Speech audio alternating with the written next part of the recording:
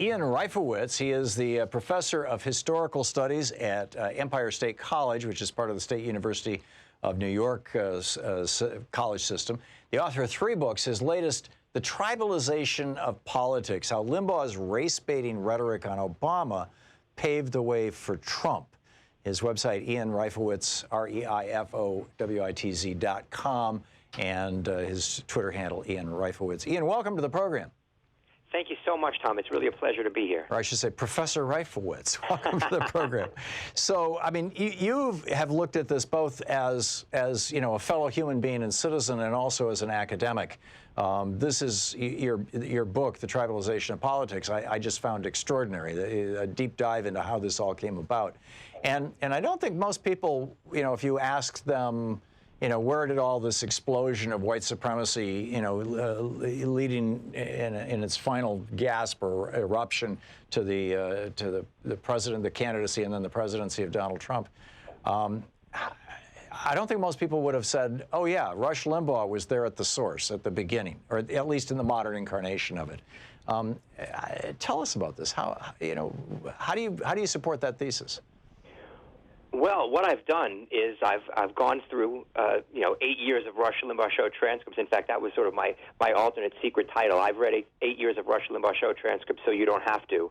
And this sounds brutal. Yeah. Well, let's just say I'm glad it's over. Yeah. But what I found was that Limbaugh, for 8 years, and he did this to some degree, you know, before Obama. You're talking the 8 years of the Obama presidency. Correct. Yeah. Thanks, Tom. Yes. Okay. For 8 years, he set about scaring white people about Barack Obama, and by extension about liberals in general. His goal was to get them to believe that the Democratic Party, thus led by Barack Obama, was anti-white and was anti-American. And in Limbaugh's mind, those two are the same thing. He connects the two directly for his audience. That Obama was plan was to take from white people, hardworking white people, deserving white people, and give it to undeserving black and brown people. He also portrayed Obama as a secret Muslim. He attacked Obama on immigration and attacked, liberals in general on immigration. And this rhetoric was put forth on a daily basis. Now, you can look at the rhetoric, as I did in detail, but I also connected it to political science data, survey data. And if you look at the voting patterns in 2016, for example, and obviously this is data that was produced by other political scientists, not me. I didn't have time to do all these things.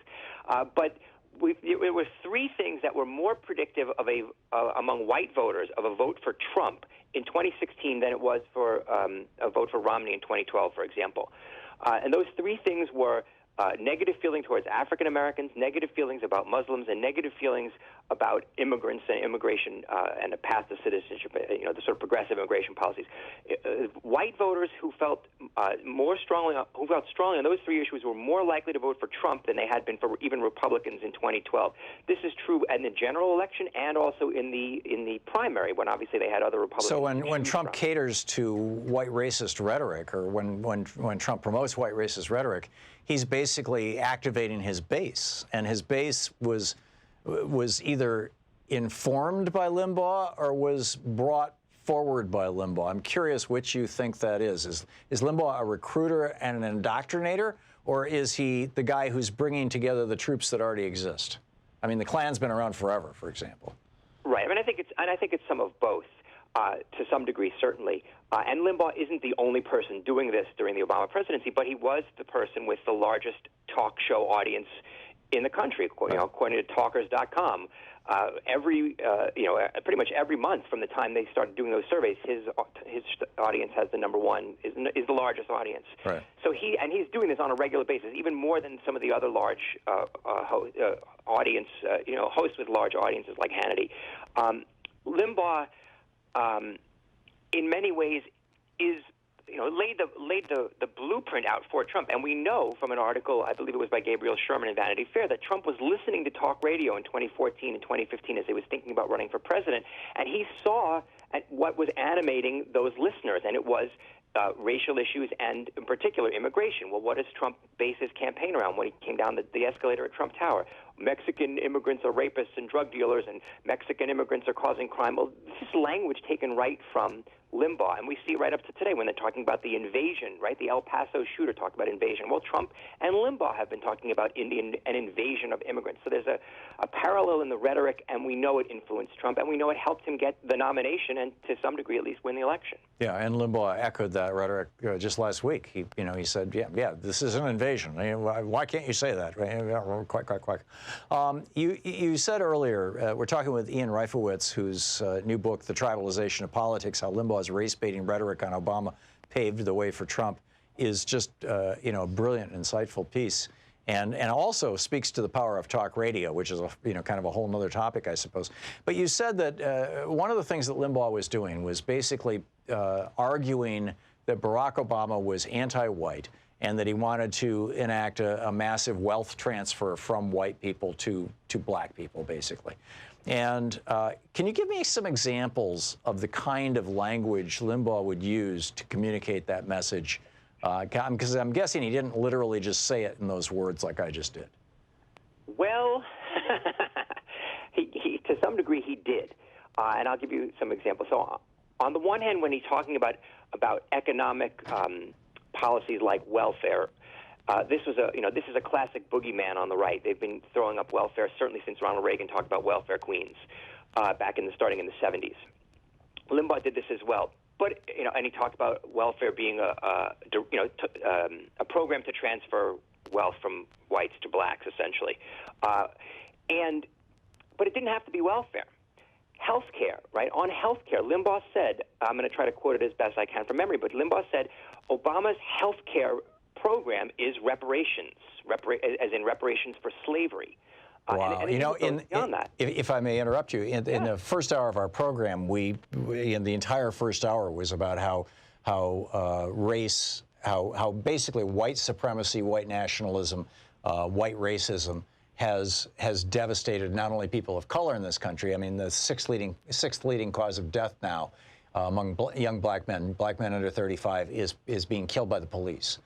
But so not only has racism decimated people of color, but it's also literally why, there's a piece in the New York Times about this yesterday, about why we have never had a national health care system. Because the white racists, particularly the senators from the South, would never go along with any kind of a system that would expand health care to black people. It's why the former Confederate states, almost without exception, have refused to expand Medicaid under Obamacare, because they don't want black people in their states to have access to these benefits. It's why we still have property tax-based school systems, so that schools in poor black areas can never have the resources to produce high-quality students. I mean, it's just like it has just infected everything. And again, this all goes back way before Limbaugh, but Limbaugh promoting this just keeps us stuck in this place, does it not? Oh, absolutely. I mean, let me just give you one more specific example. There was a segment of one of his shows where he's talking about health care, and I'll paraphrase. He essentially said that Obamacare is going to end up putting black bureaucrats in charge of your health care. And your health care meaning, of course, for his audience. Black bureaucrats? He literally used that phrase? Yeah. Black bureaucrats, or bureaucrats in a black-run administration. It's something along those lines. It's as direct as can be. Black people are going to, and he used the phrase "power of life and death." They're going black people, or people who work for Obama or black bureaucrats, something along, are going to have the power of life and death over you and your health care. I mean, imagine what that does to an audience. Obviously, you're in media, you're in radio. Sure. You know what power a talk show host can have, and I mean that's how you get people angry, not just scared, but angry. Although both of those things, and those things, when you get an angry, scared person, that's seared into their minds. I actually had a chapter about Obama's economic policy and the way Limbaugh talked about it, and the chapter was a quote from Limbaugh. He said, "Obama's entire economic program is reparations," and that's a direct quote. Wow. And you wonder how many cops drive around listening to Limbaugh in their cars. I mean, I don't know the answer to that question. I don't even know if it's possible, in big cities anyway. But this indoctrination, this is mind-boggling. What can we do about this? Well, what can we do about it? I do think that we have to do something about it, and we can do something about it. I mean, there's two ways of, we can look at it. One way is how do we sort of win hearts and minds to the progressive cause, the expose it and awaken people, right? Right. And then the other question or the other path is what do we do about it electorally?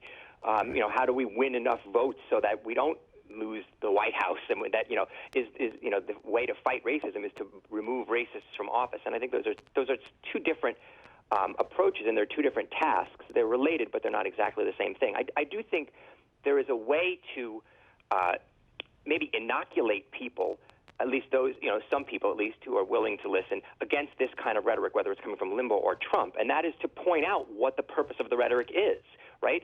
To say to people, listen, they're using this rhetoric to trick you, to get you worked up about those people over there, so that you're not thinking about the fact that they, the Republicans, only have one economic policy, and that's to take money and push it up the economic ladder. That's the subject of another book, not my book. Rich white people basically are picking your pocket while they're telling you to freak out about black people.